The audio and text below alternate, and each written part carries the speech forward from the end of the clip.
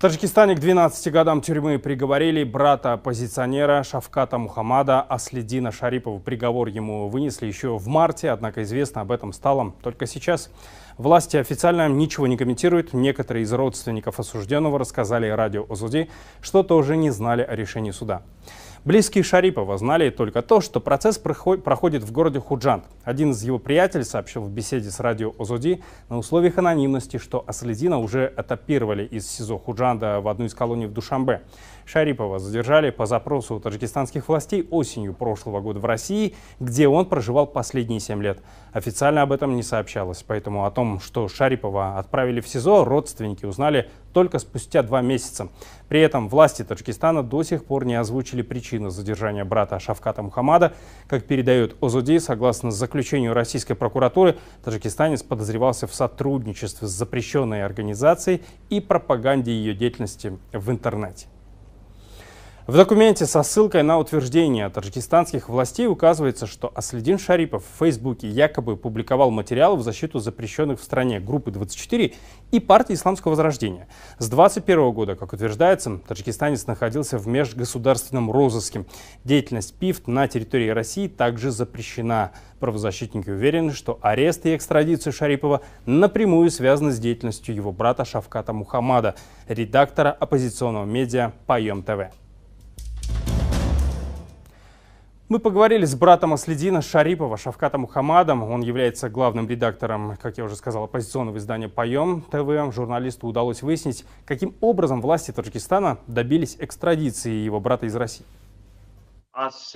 Российские власти продержали моего брата в Нижнем Тагиле, а потом в Екатеринбурге больше года. За этот период следственные органы хотели получить от властей Таджикистана внятное обвинение против него. Генеральная прокуратура Таджикистана за этот период возбудила уголовное дело в отношении моего брата по стандартным политическим статьям: публичные призывы к насильственному изменению конституционного строя, лайки, репосты и комментарии в интернете под различными публикациями. Но российскую сторону такие обвинения не удовлетворили. После этого таджикистанские власти обвинили брата просто в абсурдном преступлении. Якобы мой брат во время президентских выборов в Беларуси поддержал оппонента Григория Лукашенко Светлану Тихановскую. Таджикистанские следователи обосновали необходимость его экстрадиции тем, что Таджикистан, Россия и Беларусь входят в ОДКБ и в Душанбе в знак солидарности с союзниками хотят привлечь своего гражданина к ответственности за поддержку белорусской оппозиционерки, которую Минск признал террористкой. Как бы абсурдно это ни звучало, но это обвинение присутствует в решении по экстрадиции моего брата. Это, конечно, прецедент в международном праве, когда гражданин одной страны привлекается к ответственности за поддержку президента другой страны.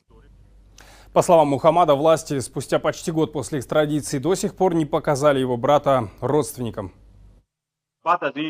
После экстрадиции в Таджикистан российские следователи нам сообщили, что его перевели в СИЗО в городе Худжанд. Таджикистанские силовики в течение 2 месяцев нам не сообщали о том, где он находится и в чем он обвиняется. Позднее мы выяснили, что из Худжанда его перевели в Душанбе. Его нам до сих пор не показывают. Ни один родственник с ним еще не встречался. Мы подозреваем, что это связано с продолжительными пытками. Некий неизвестный человек, представившись его адвокатом, потребовал от супруги Аслидина деньги. С его слов он видел брата, но после нескольких контактов этот адвокат тоже исчез. Он был государственным адвокатом. В этой истории абсурдно еще и то, что когда родственники пытались выяснить место содержания Аслидина и добивались встречи с ним, спецслужбы Таджикистана упрекнули их в том, что они пытаются защитить преступника, и пригрозили, что посадят их самих. Журналист также рассказал, что еще до объявления приговора его брату ему поступали предложения по поводу сокращения тюремного срока Шарипова.